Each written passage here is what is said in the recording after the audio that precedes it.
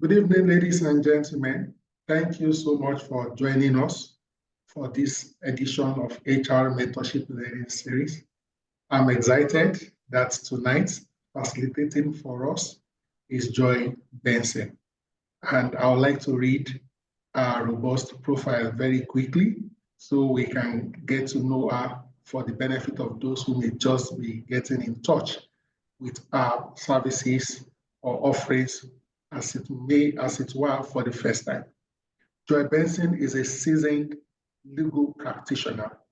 So when I call her my learned colleague, you understand what I mean, even though me, I'm an illiterate in her presence. She's a lawyer, okay? Over 17 years experience in corporate law, and she's also a highly skilled human resource practitioner.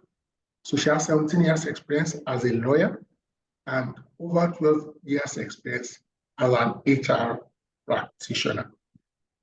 Experience in human resource management, not limited to, include recruitment, training, people management, and she is competent working with a global audience across multiple businesses.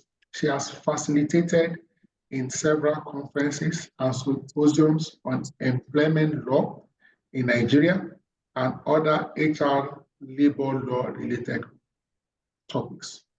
Again, she facilitated at a conference in Rivers State for Charter Institute of Personnel Management Rivers State branch during the last South-South CIPM regional conference.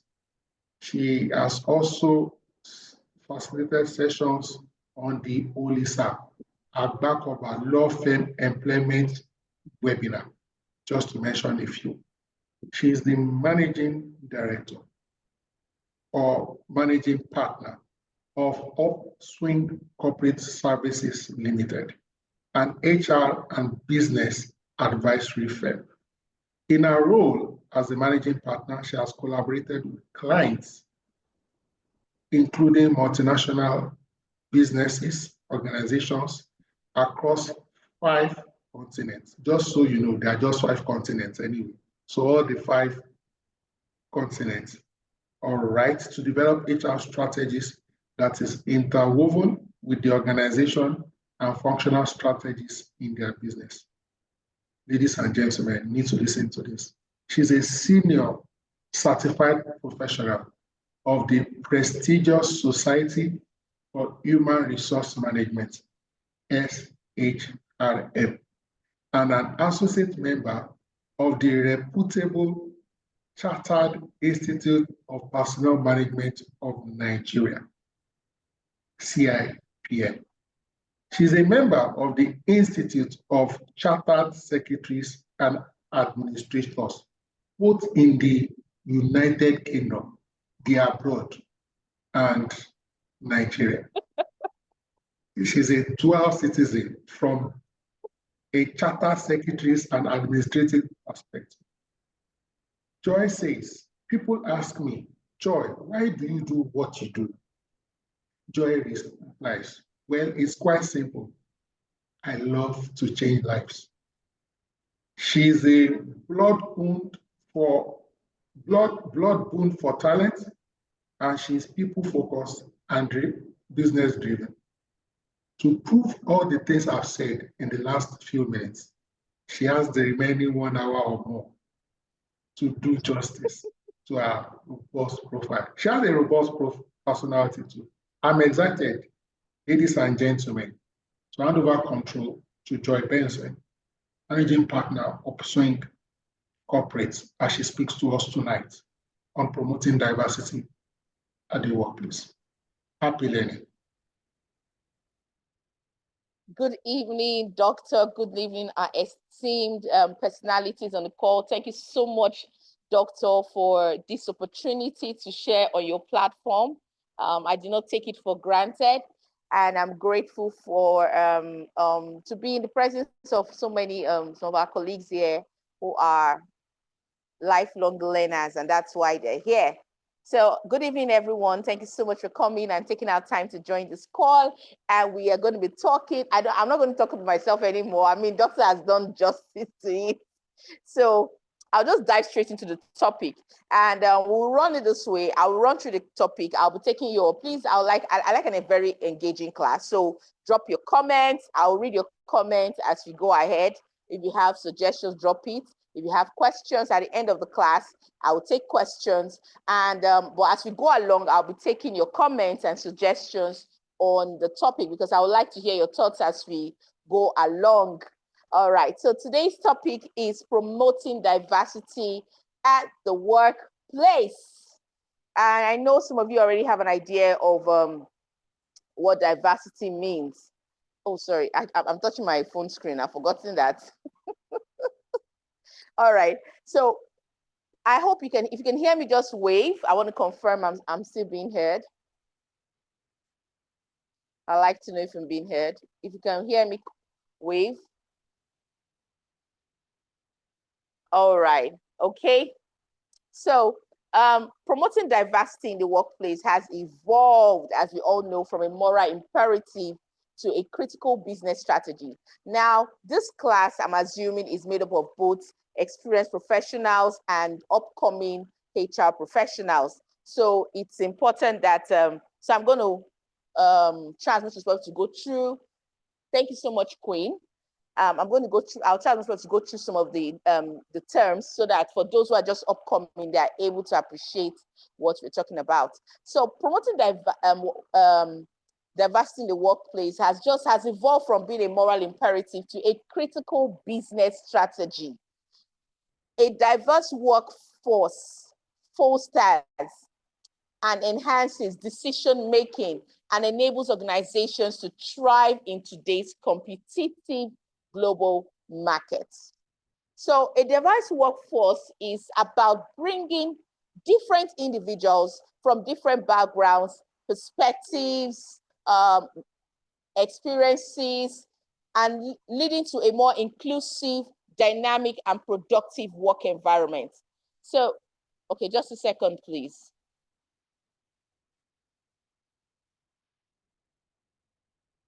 So we are saying to you that diversity at this point refers to not just the presence of a wide range of differences among individuals.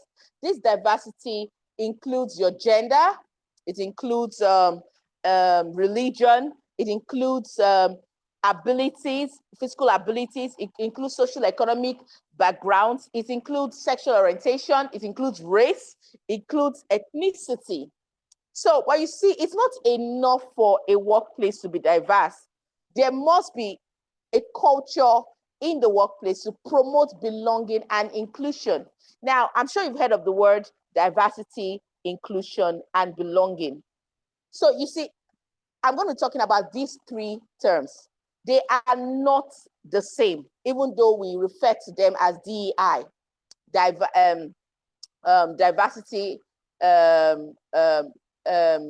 DIB, diversity, inclusion, and belonging. So I'm going to go through, in the course of today's lecture, I'm also going to take you through the different meanings. What are the distinctions between these, between diversity, inclusion, and belonging in the workplace? So I'm going to start with diversity. Diversity refers to the representation of different identities, perspectives, and backgrounds within an organization. This includes differences in race, ethnicity, gender, age, religion, disability, education, socioeconomic status, and more. A diverse workplace acknowledges and values these differences, leveraging them for better decision-making, innovation, and productivity. Let me give an example of this. You know, when you have a diverse workplace that has, let's use a manufacturing company, for example. We know that across the ethnic groups, let's use Nigeria as a case study. Across the ethnic groups, we have peculiarities as to culture, the culture of the Hausas, the culture of the Yorubas, the culture of the Igbo. I'm looking at the major ethnic groups, and I'm not even looking at the sub-ethnic groups. The major ethnic groups we have in Nigeria. We have the Yoruba, we have the Igbo, we have Hausa. And each of these cultures have their cultural differences. Now, for a company who is producing a brand in Nigeria, because if they have a diverse workforce, they are able to make their products more culturally viable across the different regions in Nigeria. Because you see, they have a workforce that comprises of the Igbo man, the Yoruba man, the Hausa man, and in the process of product development or innovation, they're able to these people are meant to bring their unique ideas, their unique perspective in the development of that particular product. I don't know if any of you can think of a product that reflects these differences in our culture. I would like if you on the chat, I would like you to please speak up, tell me of examples of such products. Now let me give a typical example now. Ramadan. Look at Peak Milk. Peak Milk has been able to adapt to the different changes in the recognizing the different religious differences we have in Nigeria. If you look at their products, if you look at their marketing campaigns, their marketing campaigns evolves. During Ramadan, their marketing campaign is pushing how you can use their product to break your fast. During Christmas, they are pushing how you can use their products to celebrate. So you see, their marketing campaign is evolving, taking knowledge and taking cognizance of the different religions that we have in Nigeria. Look at Coca-Cola, for example, the brand Coca-Cola globally. Coca-Cola in Nigeria, the products that they make prominent in Nigeria is not the same as in Portugal or in Latin America. They have some unique products tailored to the Nigerian community, even their marketing campaign. I mean, you look at their marketing, they're saying Amala, Ewedu, better together with Coca-Cola. There's a time that we had Fanta apple, Fanta something. We had different variants of Fanta. Even Tom Tom also had the same variants of Tom Tom, lemon Tom Tom, in order to compete with Lemon Vicks. They took cognizance of the different diversity in the product market. They took cognizance of the market segmentation, but this was possible because they have a diverse workforce. So you see, diversity brings about innovation in the workplace, new ideas on how things can be better, on how we can reach our market. It improves productivity. It helps in decision making. Imagine an American coming to Nigeria, bringing his products to Nigeria without having a Nigerian on his board of directors or having a Nigerian, a company made up of locals. His products may not sell in Nigeria because he does not have the perspective of the Nigerian. He's bringing this American perspective of the American culture, of the American people that may not work or thrive in, even though it has been successful in Nigeria. We have case studies like Amazon. Amazon struggled in China. Why? Because of cultural differences. What kind of products, products Amazon have can succeed in China market that cannot succeed, even though they succeeded in the American market, they could not succeed even in the Chinese market. What am I talking about? Diversity in the workplace. Amazon had to re-engineer and re-strategize and come up with a plan to penetrate the Chinese market. Whether they were successful is another story entirely.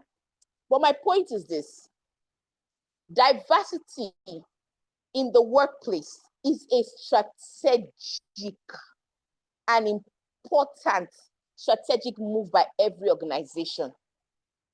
And any serious-minded organization, global business right now, takes advantage of having a diverse workforce. And like I said, diversity has to do with differences in race, ethnicity, religion, disability, socioeconomic status, etc. Now let's look at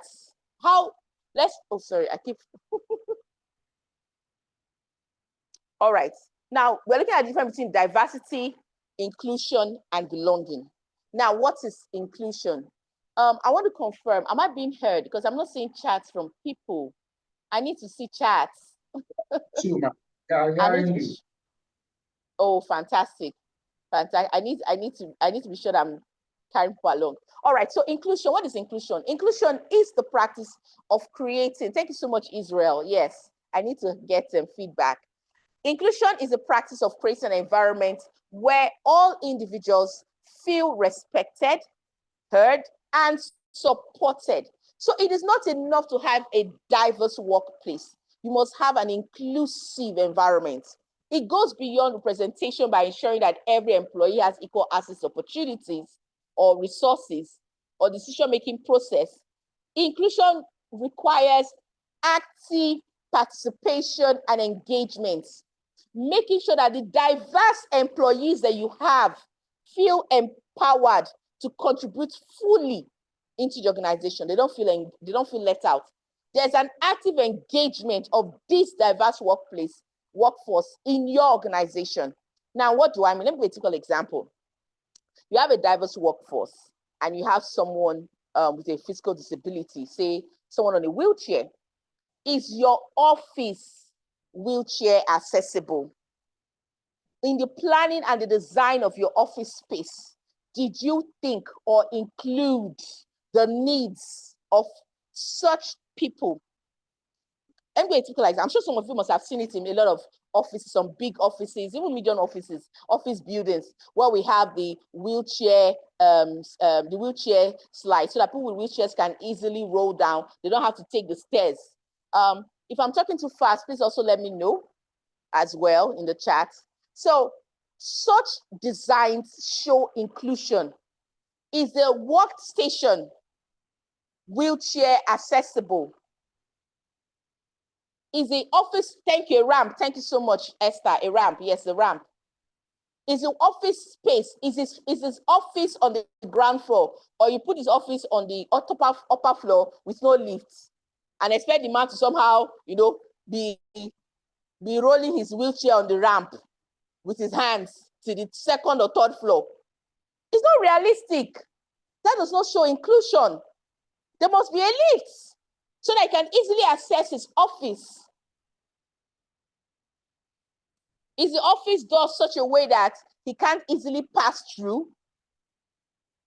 So these are instances of inclusion, meaning that you're designing the workspace in such a way to accommodate a person of that physical disability. The same thing with someone who is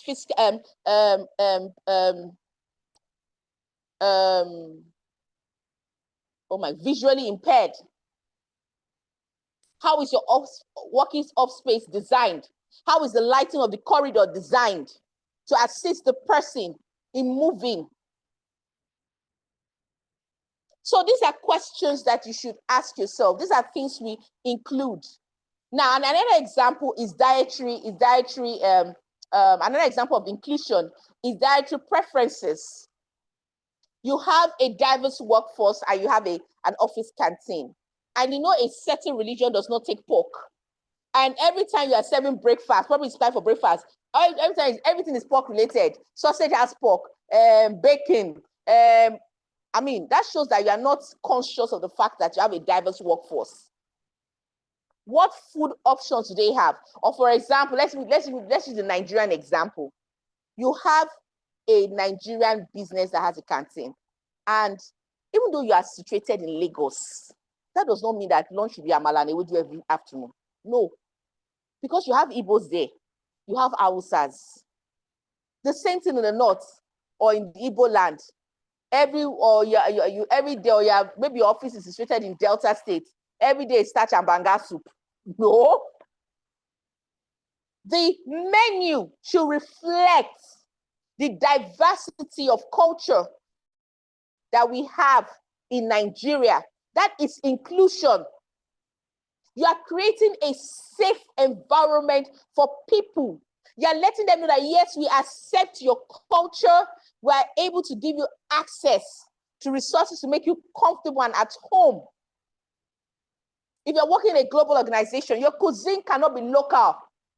You can't have expatriates from other countries in your country, and then you are force feeding them every day with Nigerian cuisine. No, it has to be as diverse as the people in your workplace. So these are just examples of inclusion, how to make people feel included, feel respected, feel heard in the organization. Now, let's move on to belonging. Belonging is the emotional connection employees feel when they're accepted and valued for who they are. Now, I want to find out how many of us understand what I've said so far. I'd like to see your chats in the comments. Do you have comments? Do you have an addition to what you said? Do you have an experience that you'd like to share? Please put it in the chat room. And I'd like to know if I'm communicating and if you're understanding all that I'm saying. I like an active class, and this is an active class. So I need your comment to come in. Thank you very much. All right, thank you fantastic, Israel Folarin. Thank you so much for that. Thank you, you're doing a good job, man. Thank you, Israel. Right, so belonging is the emotional connection employees feel when they're accepted and valued for who they are. It is the outcome of a successful diversity and inclusion effort. Thank you, Adeni. Thank you, Bello. I can see your chats. Thank you. So belonging is actually an outcome of a successful diversity and inclusion strategy in the organization. Thank you so much, user. It says, it's a way individuals do not just exist in an organization, but feel a deep sense of connection, respect, and psychological safety. You know, at the point of belonging, your staff are fully engaged. When you get to the point of belonging, your staff are fully engaged. There's a sense of purpose. There's a sense of loyalty they have to the organization. At the stage of belonging, the workplace allows employees to be their authentic self without fear of discrimination or exclusion. That is what belonging does. You give people the space to express themselves. They're able to express their creativity in their work. They're not criticized. They're not shut down. Even if an idea does not make sense, there's a way you can let an employee down without shutting the person's creativity altogether. Because you see, communication is key in this kind of environment. Communication is a key tool in driving belonging, inclusion, and diversity. Communication is a key tool. You can say the same thing in two different ways. Yes. Meanwhile, what you plan to, I always say that communicate what you really want to say. Say what you really want to communicate. So that the person does not go with a wrong impression. Let me give an typical example. There's this person I worked some years back, and the employee came up with this idea. And to him, because of his level, of course, he felt he didn't see, of course, he was not looking at the big picture, and was excited. So when he was sharing with me, he was excited, man, we'll do this, we'll go here, we'll go there, we'll go there. I listened. As I was saying, I was seeing all the errors I was seeing all the holes in the plan, you know. So, but when he said it, because he was excited. So when he was done talking, I said, wow, fantastic plan, amazing. How did you come about this idea? He said, he now told me, he was doing this. I said, wow, fantastic. I said, okay, so but you see now, so what do you plan? I said, okay, what is my concern? These are my concerns. And I said, listen out all the problems with this plan. But see what I said? I said, but these are my concerns. I listened and I said, so how do you plan to resolve them? At that point, he was like, oh, he didn't think about that. Oh, really? He needs to go back to the drawing board though. You see, I have communicated that this plan cannot work without shutting down his creativity. What have I done? I have ensured I made him go to think further. I have stimulated his creativity juices. So right now, he's not stopping at this plan. He's going further to expand it. And I said, this is the big picture. I reminded him of the goal. I said, this is what you need to do. So what do you think you should do? Go and rewrite that plan and bring it back to me. And I gave him some pointers. Trust me, when he came back with the plan, it was foolproof. But you see, from that day, he wasn't afraid to share with me his thoughts, his ideas. Because he knew that even if I may not agree with it, I would find a way to tell him that this is a better way to go about it. I didn't shut down the idea and kill his innovation. But of course, what did that do? He felt a sense of belonging. He felt of purpose. He felt more included in the decision making of the organization, of the department at that time. He felt he had a stake in the work that he was doing. He felt personally responsible for that particular project, and he went after it. There's a sense of belonging. Let me tell you something about employees. When employees have a sense of belonging, they are more comfortably introducing their family members to the organization, exposing their family members to the organization, to the boss. They stop hiding. I know what I'm saying. Because this is home to them. Even though, yes, I heard people are your colleagues, they are not your friends. Yes. But for you to thrive in a place and succeed and grow, there must be a sense of belonging. For you to have, as a HR practitioner, have low ROIs, low turnover ROEs, then you must have a sense, your staff members must have a sense of belonging to the organization. They feel connected to the organization. There's a high engagement. There's no disconnect with the organization.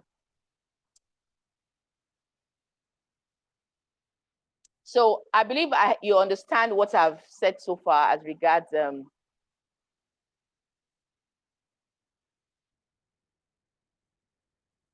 okay, why is this not moving? All right. So we're going to dive into how to foster diversity. Now I'm going to talk about it one after the other. Now we're going to look at how do I foster diversity in the workplace.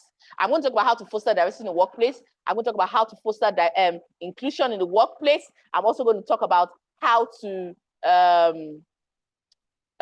foster belonging in the workplace. So this is the first part of it, how to foster diversity in the workplace. Number one, recruiting for diversity. The journey to a diverse workforce begins with inclusive recruitment practices. HR departments are instrumental in designing strategies that attract candidates from varied backgrounds, breaking barriers of entry for underrepresented groups. So it's important as a HR practitioner that your job boards reflects the diversity that your organization is promoting. You can't put a job, for example, in fact, maybe we'll call it discrimination, actually. A lot of people call it discrimination, where your job board is not reflected. They say your job board is discriminatory. If it was somewhere like US, they can even sue you that your company is discriminatory. Do you understand? So how do you reflect diversity in your recruitment or on your job boards? Don't put age or sex. I see that a lot in Nigerian job boards. Even though your clients, I run a recruitment company. So I have clients that specifically tell me, Joy, I want a male person for this position. In my job board, I won't put male required because that job posting is discriminatory in nature. And most times I advise such clients that, look, you might be surprised that a woman will do this job better than a man. So even if your client or your company requests a specific gender because of whatever role or uniqueness of the job role, don't put it in your job board. So your job board should appreciate people from different backgrounds. I've had people that say, no, I want an Igbo person. I've had the last person that occupied was a Yoruba person. People have their cultural biases. But you are a HR practitioner, a global HR practitioner who should know best practices. And how do you start? By your job board, your job postings, your vacancy postings. How do you communicate? Does it break the barriers of entry? Number two, crafting inclusive job descriptions. I just spoke about that. Number three, broadening recruitment channels To widen the talent pool, HR must partner with organizations and platforms that also focus on underrepresented groups. What makes you think someone with a physical disability cannot do that job? If it's a job that does not require their physical bodies, that requires only their minds and their hands, why can't someone in a wheelchair apply for that job role and get it? So as a HR practitioner, you can attend job fairs for minority professional groups. You can work with universities, like you can work with like School of the Blind, universities or schools, colleges that deal with people with disabilities, where their disability would not be a hindrance to the job. So these are ways in which you can include diversity in your workforce. Number 4, implementing blind recruitment. I am a fan of blind recruitment. How do we implement blind recruitment? Remove personal identifiers like names, photos, addresses. Let their resumes focus on their skills, qualifications, and experience. Why? Every individual, every one of us have unconscious bias. I'm someone that is very liberal, but I know that I have an unconscious bias. Yes, there's no human being that does not have some form of bias because of past experiences. Human beings may have experiences, moments, and some of these experiences and moments have shaped our lives unconsciously. Let me give you a typical example.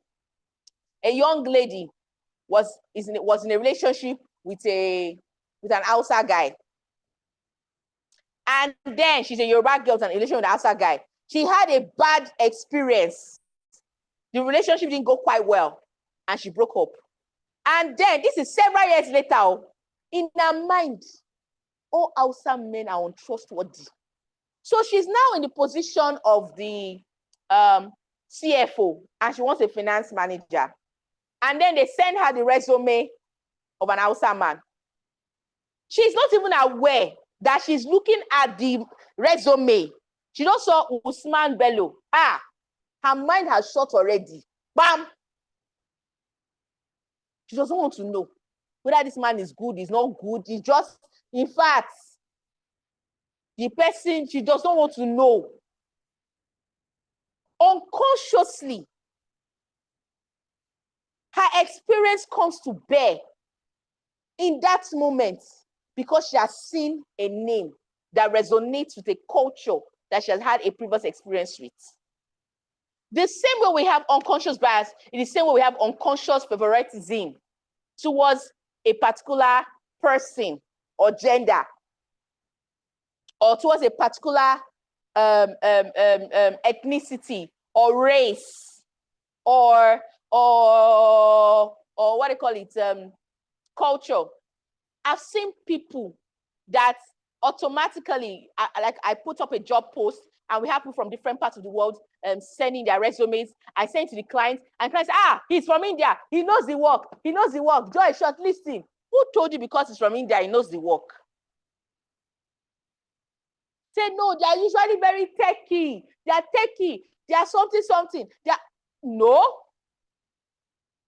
That is not blind recruitment. They're not focusing on the skills of the individual. They're not focusing on the experiences. They're not focusing on the qualification. They are focusing on the race.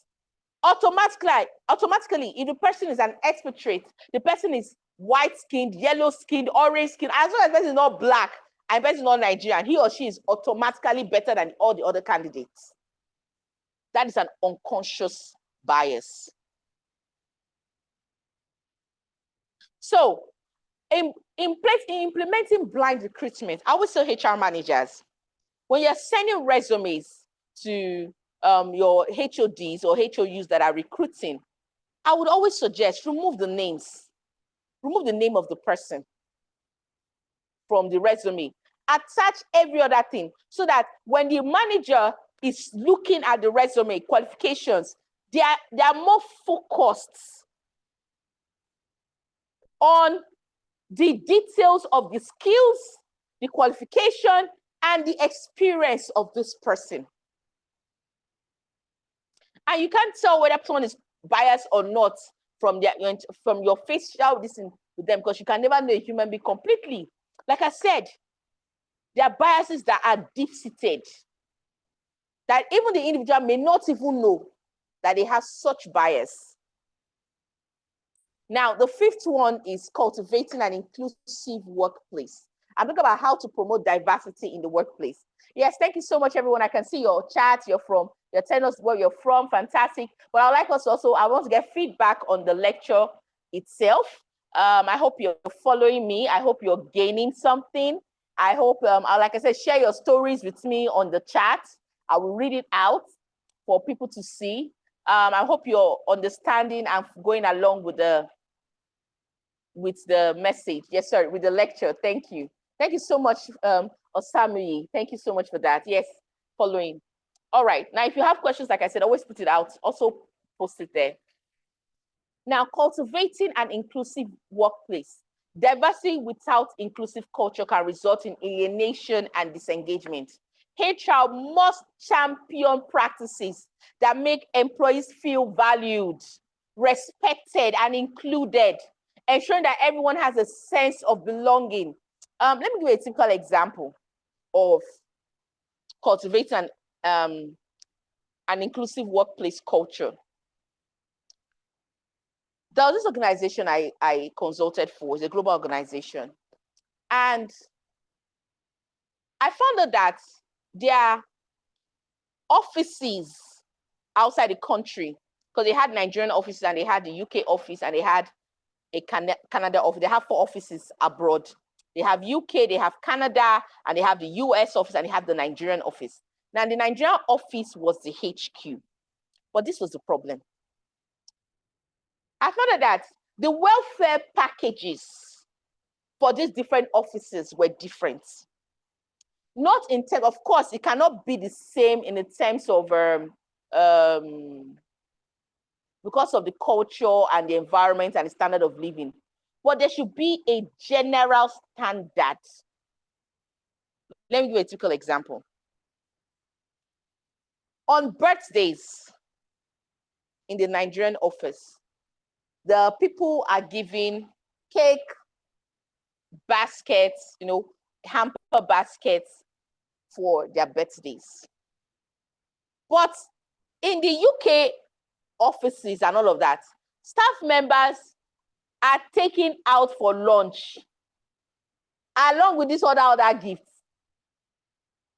Now, the Nigerian employees feel like, why is he feeling so special? Let me give an example of another example. When the employees from the UK, US office, when they come to Nigeria, they are put in 4-star hotels. But when the Nigerian employees are traveling, they put them in, that's when they remember that there's budgetary constraints. They put them in 2-star and 3-star hotels. Do you know that over time, the Nigerian employees felt undervalued and started disengaging slowly? So I'm saying, this table that you are shaking, we need to shake it. They felt, is it that we are not worthy of the same 4-star and 5-star hotel? When we are ready to go, that is why you bring out your budget. No, it's so expensive. How can we pay 400,000 a night? No, please, what we are giving to you is 100,000, 60,000. That is when you are doing budget cutting.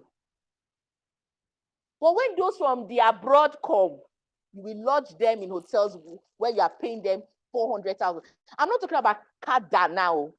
I'm talking about people of the same cadre, or the same cadre rather. That's better pronunciation, cadre. Of the same cadre. One person is in a 5-star hotel, the other person is sharing room. In fact, there was a particular case where they lodged all of them in the 5-star hotel. Same cadre. The Nigerian employee 2 Nigerian employees were forced to share a room. Why the one from the abroad had a whole room to themselves, had a whole room to herself? They were so angry. That's when they finally agreed to put them in the 5-star hotel. They told them to go and share room. Now, these practices does not show inclusion, and you expect the Nigerian people to give their all. The same thing, they had the same diversity, even in payments of salaries. Yes, we know about the foreign exchange rates. Yes, thank you so much for Larry. Say, well done, very practical. Thank you, Esther. I say charity does not begin at all. Yes, I'm seeing some people showing us. Thank you so much, Adebola. You're saying regarding, in fact, let's read out Adebola's contribution. It says, regarding this, one of my past bosses used to work with selected candidates due to their religious beliefs. I mean, being a Christian or Muslim. I don't have an issue with that. However, he desisted from giving out an offer to a candidate who attends a white garment church, regardless on whether the candidate was the right fit for the job. That is a perfect situation of discrimination and not having diversity in the workplace. So, in summary, because we need to move, it's 8 o'clock already, so I need to move fast now. In summary, cultivating an inclusive workplace culture is essential. That is an essential strategy that HR managers should drive. Number 7, we have diversity and inclusion training. Training sessions on topics like unconscious bias, cultural competencies, and inclusive communication should be carried out by HR practitioners. This will help employees and managers develop skills necessary to create a harmonious work environment. Sometimes our managers don't know. As the HR manager, as the HR head, as the HR director, as the HR officer in your organization, what are you doing to address unconscious bias in your workplace? Training is a fantastic way to do it. Thank you so much. Thanks so much, Doctor. Yes, I have to 8:40 p.m. Training is a perfect way to do this. Because like I said, sometimes they do not know. And that is where training comes in. You are teaching them. You are letting them know how to go about it. Now we have supporting employee resource group, ERGs. I'm sure some of you must have heard of ERGs. Now, for those who do not know what an ERG is, ERG simply stands for Employee Resource Group. These are employee-led groups that provide support and a sense of community for individuals who share common characteristics, such as race, gender, or interests. For example, you have especially in a global organization, you can have where we have Mexicans banding together. We have Nigerians finding community together in an organization. You see, so these are ways HR can facilitate the formation of these groups to foster collaboration and advocacy within the organization. Do you understand? We can have people from the same gender, women in business, hold on a sec, please.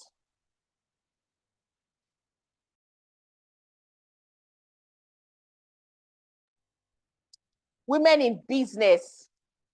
Then we have celebrating diversity, ensuring equal development opportunities, fair and transparent performance. I'm going to just read it out at this point because of time. Ensuring equal development. Oh boy, I think I jumped. Ensuring equal development opportunities. Creating equal opportunities for growth and advancement is essential in retaining a diverse workforce. HR plays a pivotal role in removing barriers that may hinder development of employees from, minority groups. Fair and transparent performance reviews. HR can establish clear evaluation criteria to ensure that performance reviews are consistent and free from bias. You should not have two performance metrics for different groups in your organization. Leadership and development programs, mentorship and sponsorship programs. You know, these are ways in which you can promote diversity and in your workplace. Okay, let me quickly enter into mentorship and sponsorship programs. It says pairing employees with mentors or sponsors provide valuable guidance and advocacy, especially for those navigating systemic barriers. Mentors can offer career advice. You can have a body system in your organization so that sponsors, you know, this the mentor or mentee or the body can help, you know, drive inclusion and diversity among junior staff or new employees in the organization. Now we're going to move on quickly to how to foster an inclusive work environment. A commitment to inclusion starts at the top. That's the truth. Leaders must be committed to creating, to leading by example. You might say, but I'm just the HR manager. Then you need to get the executive buy-in of your organization. You need to sell this concept of diversity and inclusion to your organization. You might ask myself, oh, but Joy, how do I go about that? It's quite easy. Make a business case. How do you sell new ideas to your organization? How have you sold new ideas in the past to your organization? You might say, but Joy, I've not even sold any idea. Any idea they bring, they just shut it down. Then maybe you need to revisit how you've been sharing these ideas. To get executive buy-in, there is a strategy. There is a method. Thank you. Selemari said use data to support your ideas. Don't just come with emotion and say, sir, I feel some people are complaining, some people are saying, you're not serious. Conduct a survey in your organization. Find out the heartbeats of the employees. Present data. And not just present data, don't just present numbers, we'll get bored. When I tell people that when you're making a presentation to your board, start with the end. Paint the picture that you want them to see. Paint that beautiful picture first. This is another topic on it that I'm giving you a crash course on now. How to present your board. Paint the beautiful picture first. Don't start with your numbers. You see, sir, I mean, nobody wants to hear that. Imagine if I'm on a board and you start with all your plenty talk. I've zoomed out. In that moment, I've decided that the answer is no. I don't hear anything you want to say. But start with a beautiful picture of what inclusion and diversity will do to your organization, the end result. And from there, walk back to what is required to drive this initiative to that end result that you have painted for your organization. So, first of all, we say, how do we foster an inclusive work environment? Model inclusive behaviors. Leaders should demonstrate inclusive actions, such as actively listening to employees' concerns, fostering a collaborative atmosphere, and treating everyone with respect. It starts with you as HR. What is people's experience of you? Even if you don't have a good experience with the CEO, with the COO, with the CFO, with their HOD, with their HOU, what is their experience of you? How do you, I tell people like that, look, I tell people that even from recruitment, you can sell an organization from recruitment. You can make people want to work for your organization from recruitment, how you treated them during recruitment. Like I said, I have a recruitment company. And in the course of my career, I've attended interviews. There are some companies that the way they treated me, in fact, there's a particular organization I went for their interview. I told the lady that I'm going to report you to your boss. I said, if not because it was the MD that herself that brought me to this organization, I will not work for you. I have never been so poorly treated. I've seen the way you've treated other interviewees in this place. So poorly treated. You have represented your organization so poorly, and you need to be sacked. I told her, I was bold enough to tell her God position I was coming in as. I said, I'm going to report you. Because God knows how many good individuals, good potential employees that you have driven away with your nasty attitude. How do you treat people? Do they feel special when they come to your organization? What brand are you promoting? Are your employees able to express themselves to you? Do you listen? Do you create that collaborative atmosphere? Number 2, set clear goals. What are your inclusive goals? Define specific diversity and inclusion objectives. In fact, many organizations now, especially global organizations, have a diversity, DIB units. In fact, it's DIEB units and departments. Their work is to find out how to drive inclusivity and diversity and belonging in the workplace. It's a big department, it's a lot of work. I'm just giving a summary of what is happening. There's so much embedded in this strategy. Organizations have departments dedicated to it. Why? Because they found out that the workforce, the human resource, is a vital part of them achieving their organizational goals. These goals should be communicated regularly and to be tied to organizational performance. Your diversity and inclusive goals should be cascaded at every level of leadership, from the gatesman to the CEO, to the board of directors.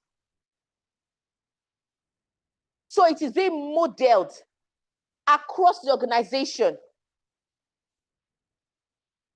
Number 3, allocate resources. For inclusion efforts to succeed, leaders must allocate the necessary resources, such as budget for training, hiring initiative, office designs. Like I talked about, the ramp, the lifts. These are major infrastructural reconstructions. But I talk about the canteen, the office canteen. This is serious menu changes that require resources. So these are ways in which organizations can foster and drive an inclusive work environment.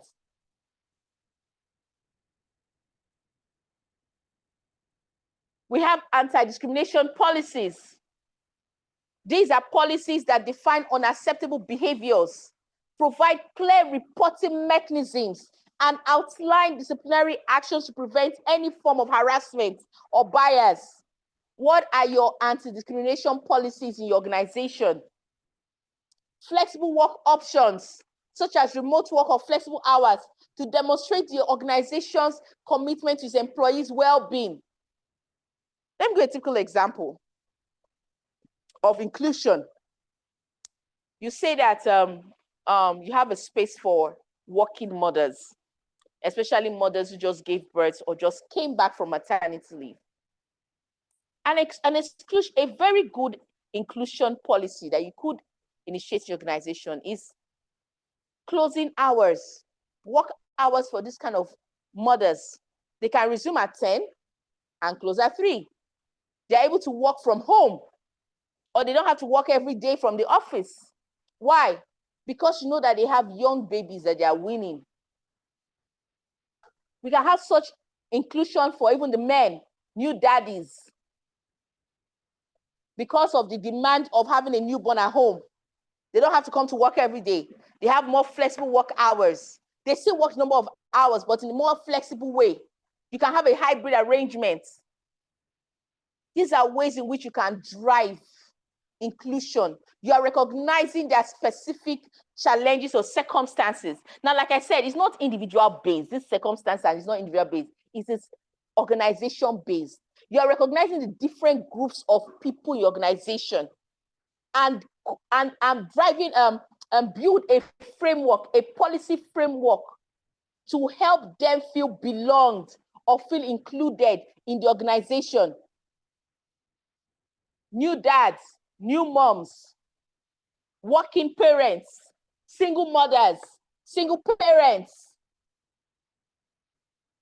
This is a diverse workforce. There are ways to help them in being better at the job. Then we have bias-free recruitment, ensuring that hiring practices are fair, unbiased, is essential to fostering an inclusive environment. Thank you so much, Laura, for enjoying this session. Bias-free recruitment, ensuring that hiring practices are fair and unbiased. Like I said, every human being is biased. That's the truth. Every human being is biased, whether you admit it or not. But how can you work around this bias?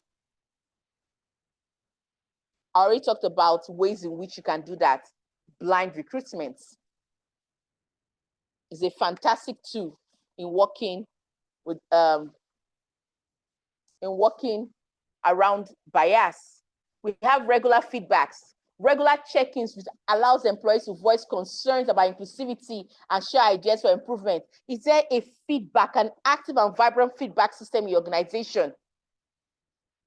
Are people being victimized for airing their opinions? What kind of framework have you put in place to encourage feedback? You know, I always tell people that it's not just about giving feedback. When you give feedback, are these feedback worked on? Are they listened to? Let me give an example. I remember I consulted for a company and they asked me, oh, Joe, come and do consultation to get feedback, blah, blah, blah, blah, blah. And in my process of engaging with the employees, so they were like, why are we giving you feedback, barrister? Please, after all the feedback we have been given, nothing has come out of it. I don't have anything to say. I had a lot, in fact, 50% of the employees refused to say anything. I was like, we must have some concern. Say there's nothing. When we finish talking, nothing will happen. We will not be talking. We have been talking since. Nothing has changed. What will change again now? Is their feedback actually heard? Is their feedback worked upon? Of course, you cannot use all feedback, but in the process of filtering the feedback, you are able to recognize and identify top concerns of the organization, of the employees. And are you taking active steps to address it? Can they see? Thank you very much, Samuel. You say talk and do. Not just talk. They are tired of talking. They want to talk again. They're not interested in your survey. They're not interested in your feedback. I work in an organization like that. Every time, survey. I stopped writing any survey. I don't write any bloody survey. Nothing was coming out of all the surveys we've been writing. Yes. So, apart from regular feedback, what are you doing with the feedback? Then, diversity and inclusion workshop. These workshops help employees understand the benefits of inclusivity and teach strategies for fostering respectful interactions in the workplace. Some people use culturally inappropriate languages or even body shaming languages. You have an employee that's on the plus size, then you're calling the person Orobo. In the workplace, Orobo, Benson. The person is coming to work feeling, they'll call me fatty again in the office. Oh, hey, you are still eating? See all the amala you are eating, only you. Say your tummy is big. Look at me, me. I'm gymming every day. I do squats three times a day. Me, I want my post-baby body back. My pre-baby body back. You, why would you have such a toxic environment? And you as HR will not be laughing. Hey? That is what we call workplace bullying. We have a lot of organizations that have such things. They are not even aware they are bullying their workmates. Such a person already has psychological issues coming to work because they feel they're going to be body shamed. This your cloth is too tight. So, have you forgotten you have tummy? You're just wearing tight. All your tummy just show. You don't be jiggling everywhere. Such communication is inappropriate in the workplace. These are things that you should put in place to address. And that's why we have diversity and inclusion workshop. You're looking to black hole. You can have such communication with people who you are close, who are your besties. It should not be a general office communication. You have the slim group, you have the Orobo group. I mean, what's that? I worked in a place where such things happened. Look at Ehikoya is saying that. I'd like to read Ehikoya's comments here quickly. He says, I've worked in a place where everyone became tired of appraisal because nothing came out of it. Correct. Promotions were done selectively. So why are we talking? Thank you so much. Thank you so much for Larry. You are nailing it. So that is why these workshops are needed, so that people can be aware there's appropriate communication in a workplace. There's so-called respectful interaction in the workplace. Employees, next point, unconscious bias training. Employees, especially those in leadership positions, should undergo training that helps them recognize and mitigate against unconscious biases that affect their decision-making, from hiring to performance reviews.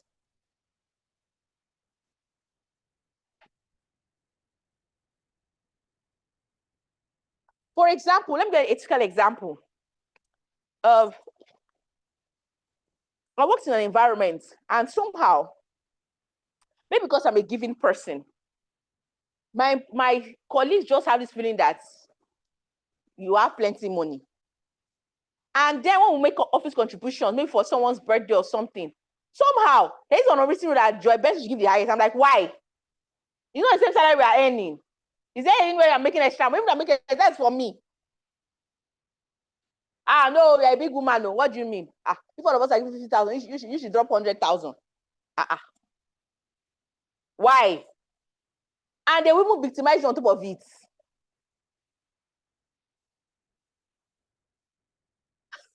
Queen is asking a question. Queen, I'll answer your question. Queen is asking a question. I'll answer your question when I'm done. So we have someone where almost every time you keep begging and you abuse and call all kinds of names. All right, how do you handle such a case? We'll address that. So we're looking at, like I said, we're talking about how to foster an inclusive work environment. So these are ways in which we can foster an inclusive work environment. This is how HR, as HR managers, HR officers, you can drive and foster an inclusive work environment. Okay, why is this? So we move on to the last bit, how to build a community of belonging in the workplace. Hold on a sec. Oh boy. Oh dear. Okay, sorry.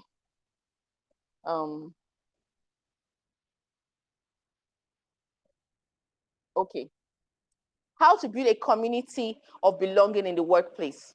Number one, encourage open communication where employees feel comfortable sharing ideas and concerns. I gave an instance of that earlier on in today's lecture. Train leaders to support employees in a non-judgmental manner. I talked about shutting down people.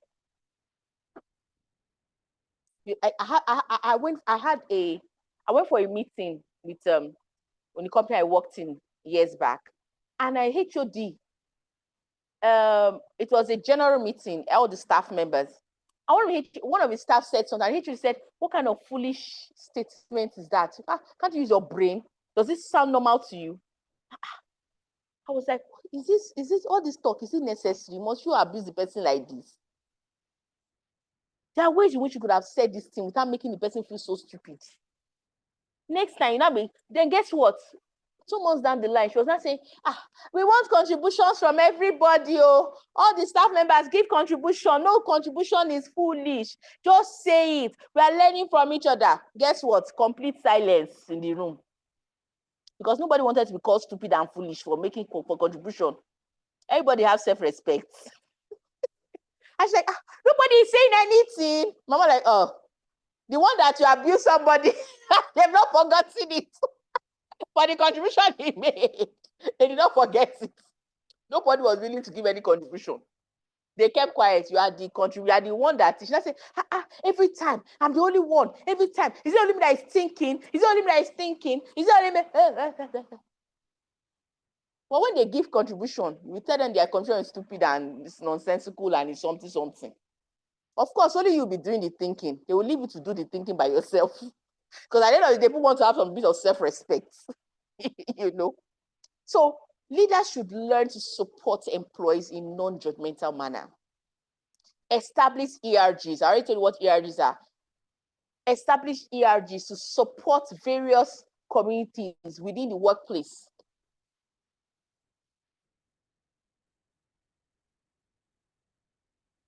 Within the workplace, such as women in leadership or multicultural networks. Yes, Osemi says, I've been in that shoe when I was in sales.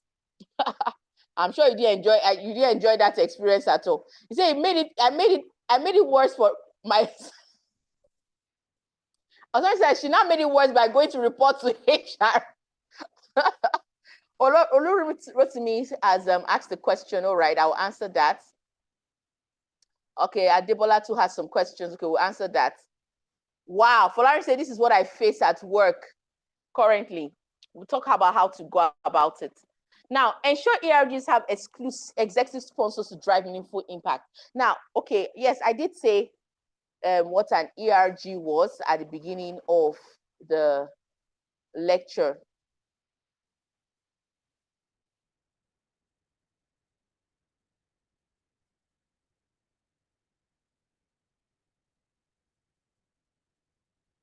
Sorry, there's a message coming in for me. I need to quickly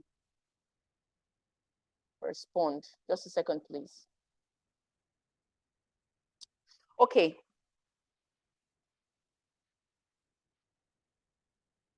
My apologies.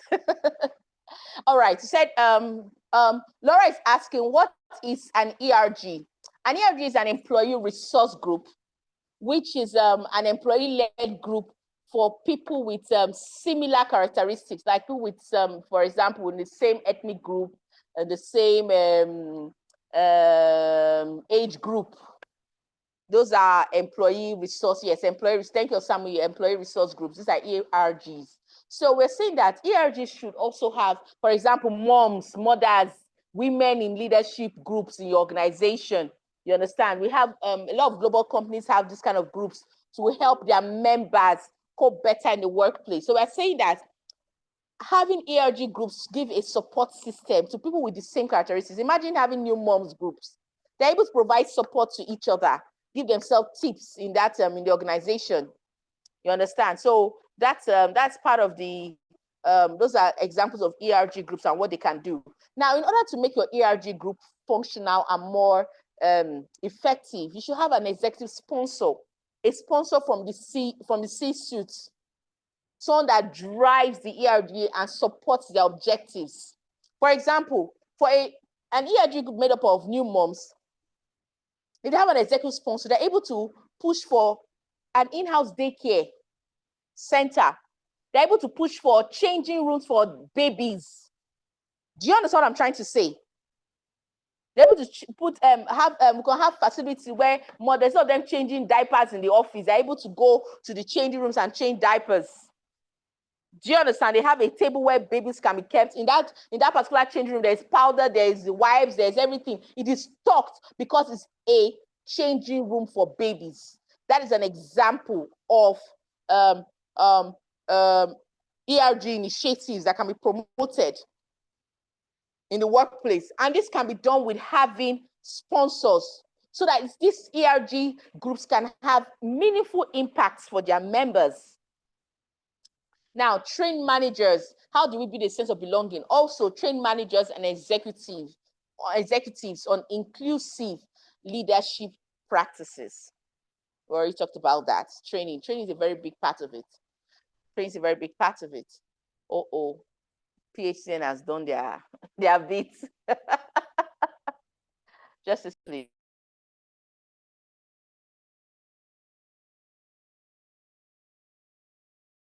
All right, we're going to continue while we're almost at the end of the slide. so we could take questions. 8:21, wow. All right, let's see how fast I can. I think I'm almost there. All right. Yes, hold leaders accountable for fostering other ways in which we can drive a sense of belonging. Hold leaders accountable for fostering an environment where all employees feel valued. We provide mentorship opportunities for underrepresented employees. We encourage sponsorship programs where senior leaders advocate for the career growth of diverse talents. We've organized team building activities that encourage meaningful interactions. We foster cross-departmental projects to strengthen workplace relationships. Do we understand all that I have said on this slide? I'm trying to move fast now. Acknowledge employees for their unique contribution and perspective. That's where the rewards and recognition bit comes in. Create recognition programs that highlight diverse achievements. You know, there was a particular company that I worked for, and they did something very interesting and innovative. Let me tell you what they did. You know, the company is a global company, and they have these huge departments. And these departments have employees in thousands. So during their annual banquets and awards program, these huge departments, now it's an organization that has both big departments and smaller departments. So most times the big department, because of course of their project size, their staff size, they keep winning awards. And it looks as if the smaller departments are not doing anything. Year 1, year 2, year 3, year 4, it's the same set of departmental heads, the same set of departmental staff that win awards. What did they do? Because you see, they were trying to create an opportunity to recognize everybody at their level. They divided the departments. They now said we have category A departments, category B departments. And then they now gave criterion. So they now had Department of the Year category A. They had Department of the Year category B. So they were able to recognize the underdogs. They are also working as hard as the big ones. So everybody had an opportunity to shine. They were able to recognize the diverse achievements at different levels of the organization. That created a sense of belonging. So the underdogs did not feel as if all they do is work, and when they finish working, nothing is recognized, their award still goes to the big departments. Now everybody's recognized at their level of work, and everybody's recognized for their contribution, and everybody's being thanked, everybody's being awarded for the work that they have done. That is how you can create a recognition program that highlights different and diverse achievements. Use employee surveys and focus groups to assess the sense of belonging. Actively address concerns, like we said, don't just give feedback, actively address these concerns and implement improvements based on this feedback. In conclusion, diversity, inclusion, and belonging are interrelated, but distinct components of a successful workplace. While diversity ensures representation, inclusion guarantees fair treatment, and belonging fosters emotional connection. By implementing effective DIB strategies and actively building a community of belonging, organizations, your organization, can create an environment where all employees feel valued, respected, and empowered to thrive. A workplace that prioritizes these principles will benefit from increased innovation, engagement, employee retainership, and overall business success. Thank you very much. I've come to the end of today's lecture. Thank you very much. So I'm going to stop sharing at this moment. All right, do we have questions?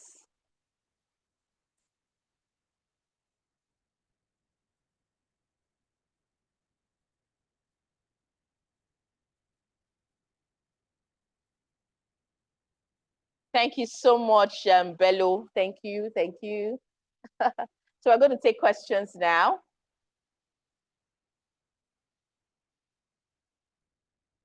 Oh boy, where's my icon?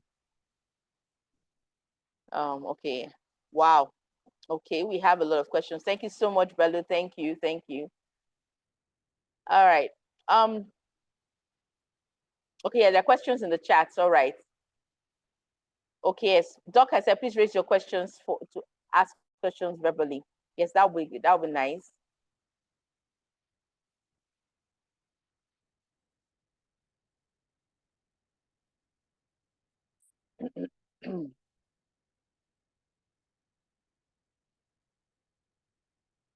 Okay, Eleho is asking a very important question. Yes, I want to answer this one. It says, what do I do when I'm not regarded as HR? Thank you so much, Aliyu. It says, what do I do when I'm not regarded as HR? I'm not carried along when decisions are made and often in the dark. Wow. Eloho, I would like you to quickly answer. What level of management are you in your organization? So I can properly answer your question. Thank you so much, Ali. Thank you so much, Adenike. Just quickly let me know. If you don't want to put it on the private chat, you can send it to me so that I can properly answer your question. Because you see, this question you asked is something that a lot of HR practitioners experience all the time.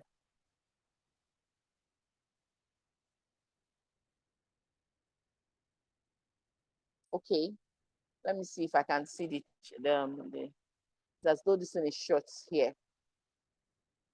Oh yes, Chinelo has even answered it. He said, find a way to increase your visibility and involvement by offering insights on HR-related matters to demonstrate your expertise. All right, so but you see now, Eloho needs, Chinelo, Eloho needs practical examples on how to go about that. All right, so let me give you practical examples to Eloho. How do you increase your visibility? First of all, what are problems in your HR problems in organizations that you can provide solutions to? Can you give an example of a HR problem in your organization? Because you see, the value of a person in any organization, whether HR or any institution that you're working in, is dependent on the solutions and the results that you put on the table. Nobody can ignore a solution provider, a consistent solution provider. They don't have to like you. But when they know that when they come to you, there's a solution to the problem, you are not compounding it, they would definitely, they have to take you seriously. So what HR problems do you have in your organization that you are providing solution for? How are you going about your HR duties?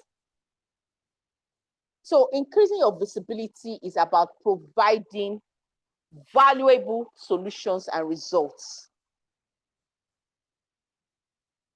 so that when they're about to take a decision, they are forced to bring you in.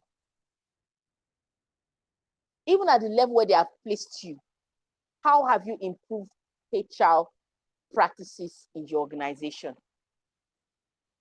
And for you to be able to demonstrate and provide solutions, that means you as a HR person must be well learned. And you're already taking the right step by being in this place, because you are obviously interested in continuous learning. That's why you're in this class. So increase your learning, your expertise, fine-tune your skills, become knowledgeable of the business. HR should not be divorced from the business. How is HR contributing to the organization of the the organizational success of the business? What value are you bringing to your organization? Do you understand the workings of your business and HR's unique role in playing in that business? It reflects even in your recruitment. So question, what value are you bringing? Let me do a typical example. I worked in an organization where my boss was changed. She was transferred and I got a new boss. Now, this new boss, for some reason, did not like me. You can imagine someone not liking me. They owe me. But her liking, not liking had nothing to do personal. She, in her mind, she felt threatened. That's the word. She felt threatened by me. Because in her mind, this girl can come and take my job. That was her mindset, even though she didn't have any reason to be. But one thing she could not deny was the value I brought on board. Then at the beginning, she tried to remove me from every decision making. But every time she took a step without me, it failed. It failed. Wow. Why? Because I was the in. I was the knowledge center for that organization. You can't take a step without me. So not involving me in the work was detrimental to her work. Why? I was the subject matter expert on that work. You cannot do without me. And when she tried to consult outside, it failed. Why? Because they did not have the workplace expertise and industry expertise that I had, and the insight that I had. So what happened? She was forced to come back to me. And every solution I preferred worked. That was the value I brought to her. So when I told her that I want to transfer out of the organization, this same woman that did not like me went to fight the matter and say, I can never be transferred to our department. Lie, never. She needs me, oh. She cannot do without me, oh. Hey, I was surprised. It's not what I used to look as if I'm a very bad person. She fought to keep me in her department.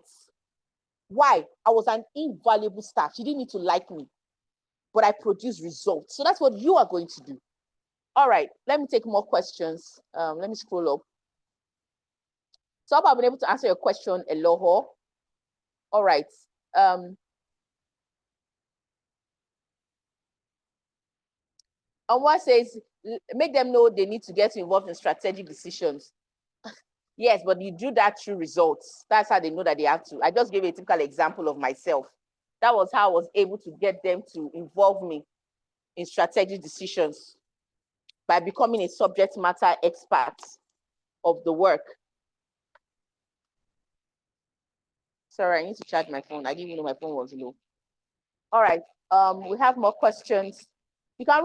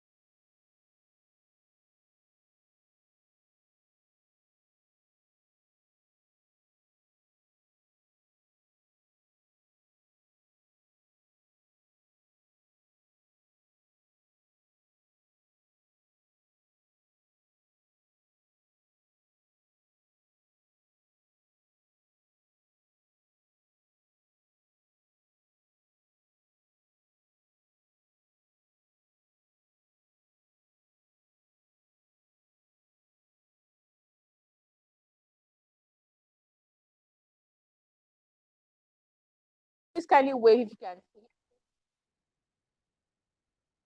Thank you. Sorry about that my screen went off. Okay, can I be heard, please? Could you just wave if you can hear me? Yes, please? we can. All right, thank you so much, Doctor. All right, now that I left, it seems as if I lost all the chats that were sent, the questions that were sent earlier. Rejoining, I can't seem to find the questions anymore.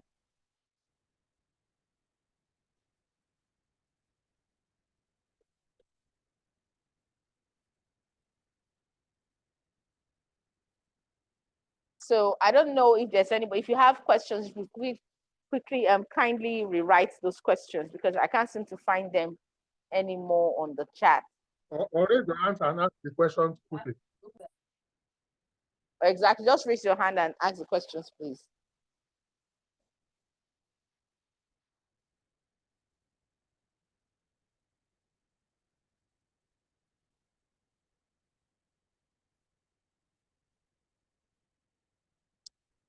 Okay, thank you so much, Olu Rotimi. Rotimi says, let me read out Rotimi's question. Says, thank you so much. Okay, I need to register. Thank you so much, Ma, for the session. Joined in late, but I've learned a lot in the little time I'm here. Thank you so much, Rotimi. I really have a concern. I just got an offer from a school as a HR assistant. The organization places value majorly on the teaching staff, and I'm really concerned on how the other staff can really be included and feel safe at the workplace. How can I navigate in such a place as an HR assistant and give my input in making the workplace a great place? Oh, it's very easy. Okay, it's a school environment, and you have noticed that priority is given to the teaching staff. So basically, like I said, it's all about value. What value are you bringing to the organization? Now you've attended this class. You can do a proposal to your, for you to say HR assistant, that means you have a HR manager that you're working with. You can make a suggestion to your HR manager and say, Ma, like I said, first of all, you need to have hard data. You can't, with emotions, come to a HR manager and say some other staff are feeling neglected. No. You can suggest to your HR manager, Ma, can we have a survey where we can get people's, the staff's opinion on how they feel the organization is treating them, a survey on belonging or inclusion or diversity. And you ask strategic questions that is not, that so that no staff is like trying to pinpoint. Just say, can you even come up with a simple survey document? And your boss can ask you that, why do you want to do this? Say, because I've had some interaction with 4 or 5 non-teaching staff members, and this is the feedback, but I want to know if it's across board. First of all, find out what is the percentage of the teaching staff as against the non-teaching staff.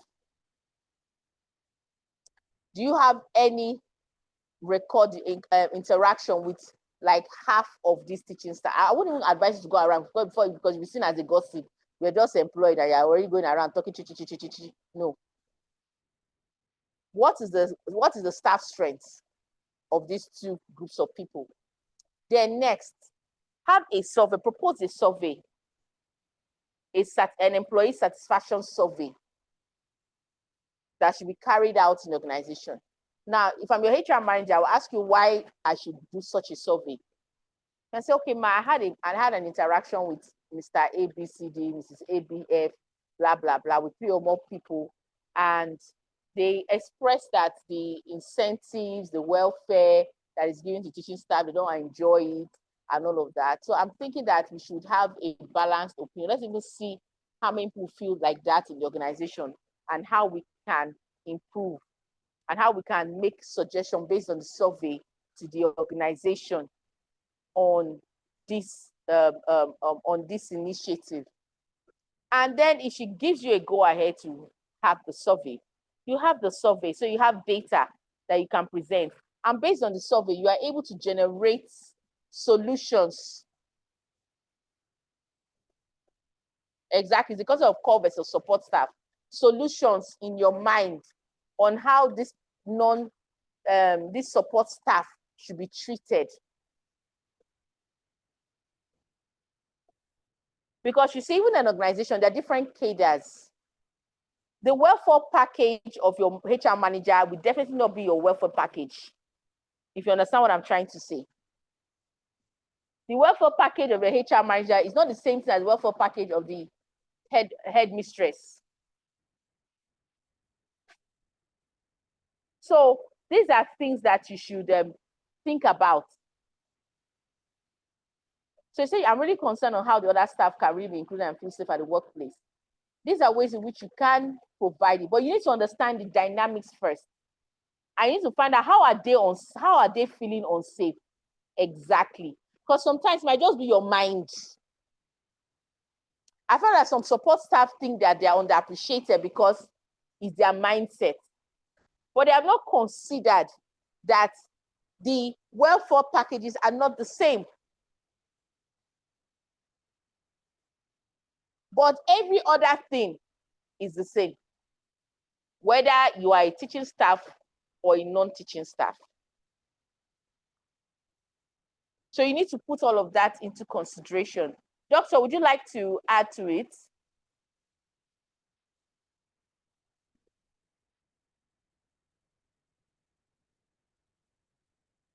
Oh, thank you so much, Doc. So these are the things you need to factor in. And since you are new, you need to first show that you need to first put in your value before before you start shaking that table. Our advice, because you said you are new, you just got an offer. You cannot enter a new organization newly and you're already breaking tables. First, enter into the system, study the system, understand the system. Then you can now start taking the steps that I have mentioned to you. All right, do we have any other questions, please?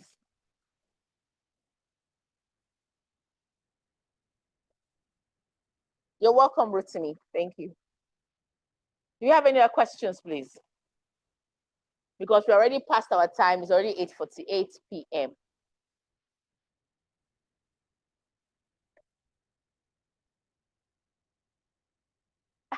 Thank you. Yes, doctor, I agree. I need to rest. I'm actually feeling tired. Yes, okay, let me answer Osamui's question. Say, how long do you suggest for an understudy? You can do an understudy in 1 month, really. It depends on how fast you learn. Everybody have their learning space. 1 month is enough. 2 months, you need to go. You see, because you see now, if you were for Rotimi, you just started work and say, you've not even started, you're already disturbing everybody. You need to even show, apart from doing you need to even show your value first.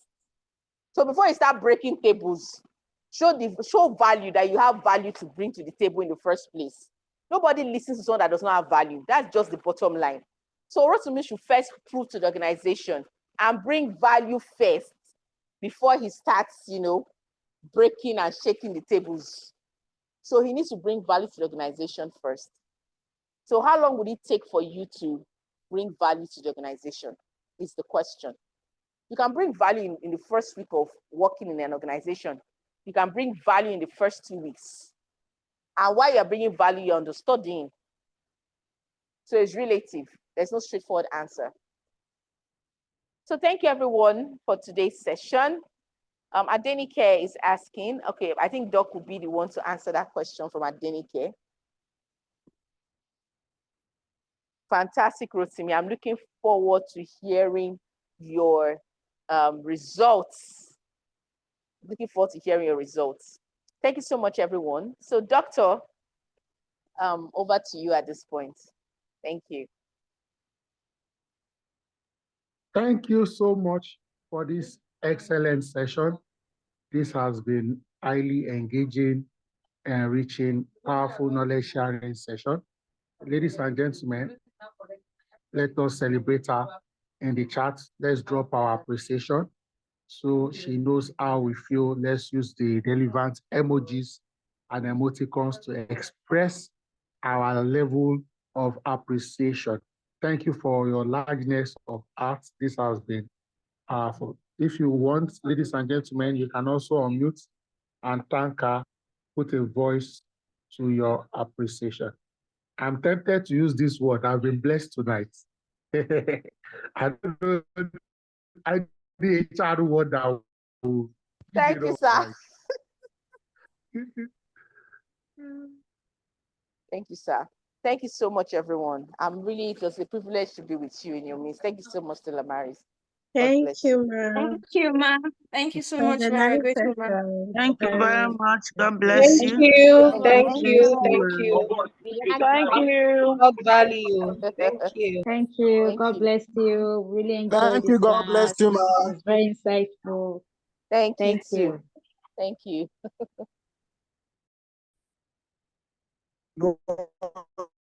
It was an awesome time tonight. Thank you. God bless.